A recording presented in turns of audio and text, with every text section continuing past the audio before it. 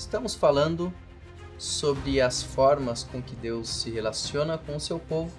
Na aula anterior falamos sobre as alianças do Antigo Testamento e nessa aula vamos ver um pouco sobre como o Antigo Testamento fala da sua compreensão do povo de Deus, portanto dessa existência coletiva que Deus escolhe para com ele se relacionar, para com este povo garantir as suas promessas e para com este povo cumprir a missão de proclamar a glória de Deus entre os outros povos.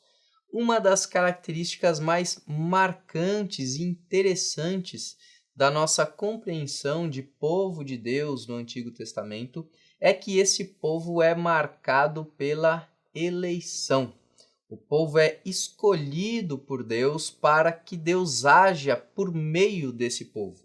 De certa forma, já podemos enxergar isso no próprio texto de Gênesis 12, um texto que já falamos bastante, quando Deus pede ou ordena a Abraão sair da sua terra para que Deus construa uma nova realidade, um novo povo a partir de Abraão.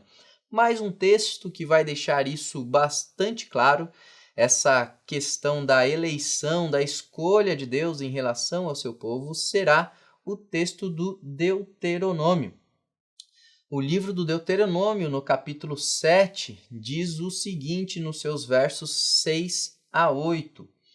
Porque tu és povo santo ao Senhor teu Deus, o Senhor teu Deus te escolheu, para que lhe fosses o seu povo próprio, de todos os povos que há sobre a terra. Não vos teve o Senhor afeição, nem vos escolheu, porque fosseis mais numerosos do que qualquer povo, pois éreis o menor de todos os povos, mas porque o Senhor vos amava. E para guardar o juramento que fizera a vossos pais, o Senhor vos tirou com mão poderosa e vos resgatou da casa da servidão, do poder do Faraó, rei do Egito. Note nesses versos que o critério de eleição de Deus, o critério da sua escolha para com esse povo não tem qualquer relação com as características poderosas, grandiosas do próprio povo. Muito pelo contrário, as eleições de Deus geralmente consideram o fato de que o povo ou a pessoa escolhida são aquelas desprezadas pelos demais. O povo de Israel, neste contexto do Antigo Testamento, é escolhido por Deus exatamente por ser o menor, o mais frágil, o menos possível de vencer qualquer batalha e, portanto, aquele povo sobre o qual a graça de Deus mais seria visível.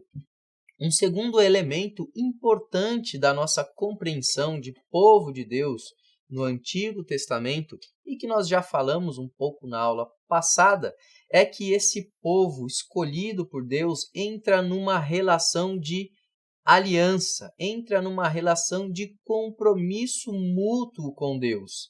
Nesse contexto, não apenas o Deus assume a sua parte, a sua responsabilidade de cuidado sobre o povo, mas o próprio povo entende e assume a sua responsabilidade.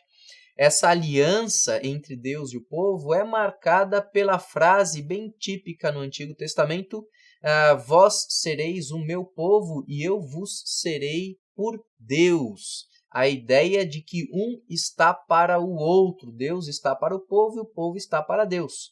No texto de Êxodo 24, fica clara essa questão, já no final da celebração da aliança no Sinai, quando o texto diz assim: E tomou o livro da aliança e o leu ao povo, e eles disseram: Tudo o que falou o Senhor faremos e obedeceremos. Então tomou Moisés aquele sangue e o aspergiu sobre o povo e disse: Eis aqui o sangue da aliança que o Senhor fez convosco a respeito de todas essas palavras. Note que o texto ressalta que o povo assume a sua responsabilidade de obediência ao Senhor. Também um texto que reforça isso e que deixa bastante claro está em Deuteronômio 26, a partir do verso 16, que diz: Hoje, portanto, no momento de celebração da aliança, o Senhor teu Deus te manda cumprir estes estatutos e juízos. Guarda-os, pois, e cumpre-os de todo o teu coração e de toda a tua alma. Hoje fizeste o Senhor declarar que te será por Deus, e que andarás nos seus caminhos, e guardarás os seus estatutos, e os seus mandamentos, e os seus juízos, e darás ouvidos à sua voz. E o Senhor hoje te fez dizer que lhe serás por povo seu próprio, como te disse, e que guardarás todos os seus mandamentos, para assim te exaltar em louvor, renome e glória sobre todas as nações que fez, e para que sejas povo santo ao Senhor teu Deus, como tem dito.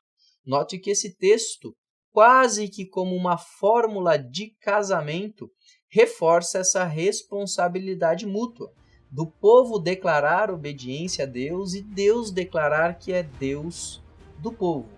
Então, duas características teológicas importantes são a eleição e a aliança, a responsabilidade do parceiro divino nessa relação, na formação do povo de Deus. A Rádio Transmundial é um veículo de comunicação presente em 80% do planeta e que tem como objetivo levar as boas novas do Evangelho aos que não a conhecem, bem como dar crescimento e maturidade cristã àqueles que desejam servir a Deus de forma integral.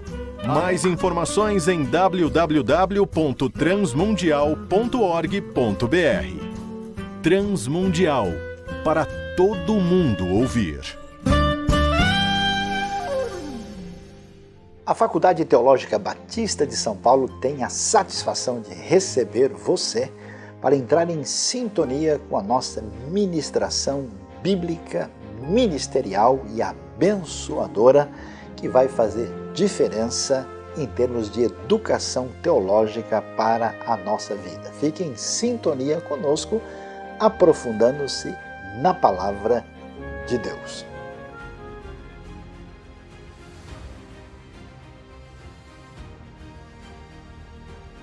Na primeira parte desse nosso encontro, nós vimos que o povo de Deus no Antigo Testamento é marcado pela ideia de eleição, uma escolha divina que olha para o menor dos povos, o povo menos possível de vencer qualquer batalha. E vimos também que este povo é marcado, ou sua relação com Deus é marcada pela aliança, na qual se destaca a responsabilidade do povo em obedecer à voz de Deus. Quando nós olhamos para esse contexto da aliança, para o contexto do Êxodo, talvez na nossa perspectiva, aquele excesso de leis que compõe essa aliança bilateral, essa aliança em que o povo tem uma parcela de responsabilidade, talvez os nossos olhos, a nossa mente, olhem esses textos como textos legalistas, por não entendermos muito bem o contexto da formação do povo de Deus. Mas nós precisamos lembrar do que estava acontecendo. O texto do Êxodo narra que o povo de Israel, os hebreus escravizados no Egito, tinham saído do Egito com um misto de gente, né? Lemos, por exemplo, no Êxodo 12, verso 12, que saiu com os israelitas, com os hebreus, um misto de outras populações que lá estavam e junto com animais, enfim, uma parcela grande de seres fugindo dessa escravidão egípcia. Pensa nessa realidade no deserto, nas dificuldades de relação, nas dificuldades de organização. Essas dificuldades podem ser vistas, por exemplo, no Êxodo 18, quando a Moisés é sugerido que ele nomeie alguns líderes para ajudá-lo na organização do povo. Veja que loucura, um monte de gente caminhando pelo deserto sem nenhuma organização mais formalizada. Nesse contexto, nós compreendemos melhor essa formação da aliança de Deus com o povo baseada em leis. Essas leis tinham como objetivo organizar o povo, esse povo que estava caminhando pelo deserto, esse povo que estava sob a responsabilidade de Moisés. Imagine o fardo, as dificuldades de Moisés em organizar todo esse povo. Portanto, neste contexto da sua existência no deserto, a dádiva das leis, essa aliança marcada pela obediência às leis, tem o caráter de uma espécie de constituição do povo. São os elementos necessários, as leis, as regras, as normas necessárias para que esse povo consiga se organizar minimamente, para que esse povo possa manter relações minimamente saudáveis dentro da sua organização. É verdade que quando nós pensamos na eleição divina, como nós já vimos em Deuteronômio, é verdade que quando nós pensamos nessa aliança que Deus faz com o povo de Israel no deserto, nós podemos talvez pensar que essa é uma aliança muito restrita, uma aliança fechada apenas aos israelitas. Mas é muito interessante mostrar como a literatura bíblica, a literatura do Antigo Testamento, equilibra mais uma vez numa saudável tensão das Escrituras o fato dessa eleição divina, dessa escolha dos israelitas com uma abertura de Deus aos outros povos. Lembrem-se da narrativa de Ruth, logo nos primeiros capítulos. Ruth, uma mulher moabita, uma mulher de outro povo. Quando ela assume que a fé da sua sogra Noemi é a sua própria fé, ela também passa a pertencer ao povo de Deus. Esta é a frase famosa do livro de Ruth: teu Deus é o meu Deus, teu povo é o meu povo. Então veja que a literatura bíblica não restringe essa relação de aliança a apenas israelitas, mas a todo aquele que teme o Senhor, a todo aquele que assume a sua responsabilidade diante de Deus. Um dos textos, sem dúvidas, mais marcantes da literatura profética, que se encontra no livro do profeta Isaías, no capítulo 56, e que nos mostra essa abertura à participação na aliança, nós podemos ler assim no verso 3. Não fale o estrangeiro que se houver chegado ao Senhor, dizendo: o Senhor com efeito me separará do seu povo. Nem tampouco diga o eunuco: eis que eu sou uma árvore seca.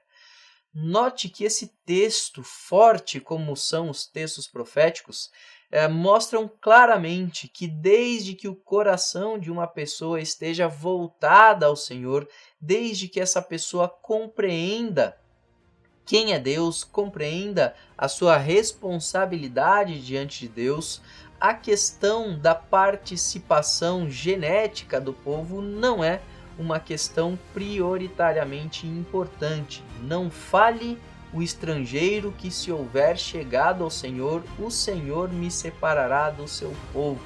Isso não deve estar na boca daquele que se aproxima do Senhor, porque aquele que se aproxima do Senhor faz parte do seu povo.